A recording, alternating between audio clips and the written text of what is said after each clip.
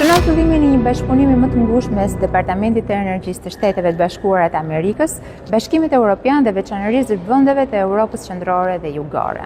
Më 31 tetor, prokuroria e posaçme njoftoi marrjen e pandehur të zëvendës kryeministres dhe njëherëzi ministres së Energjisë Belinda Balluku për shkelje të barazisë në tendra në lidhje me procedurën 190 milion euro për ndërtimin e tunelit të Llogaras. Në çdo vend me standarde normale, qeverisi e një akuzë e tillë do të shkaktonte tronditje politike dhe minimalisht largimin e menjëhershëm të zyrtares nga detyra.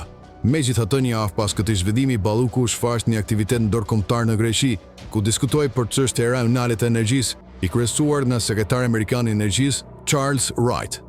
Në këtë aktivitet ajo rriti të siguronte një foto miqësore me Wright, çka përbënte një detaj domethënës në situatën delikate ku ajo ndodhej. Në rrjetet sociale, Balluku publikoi foton dhe shpjegoi se gjatë sezonit ministerial në drejtimin e Wright u trajtuan çështje si siguria energjetike, reduktimi i varësisë nga gazi rus dhe projektet e interkoneksionit. Megjithatë, fotoja është formale për shkak të praktikës së zakonshme të aktiviteteve ndërkombëtare, ajo ngre disa pikpyetje të rëndësishme. Administrata amerikane njihet për korrektësi të lartë në filtrimin e zyrtarëve me të cilët ajo komunikon. Kjo sjell dilema. A ka qenë sekretari Wright i informuar se personi që përshëndeste ishte zyrtar në akuzë në vendin e saj?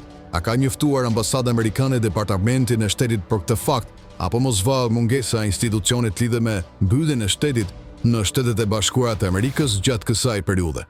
Këtë pyetje bën edhe më të rëndësishme duke ditur se SBA kanë investuar miliona për krimin e SPAK.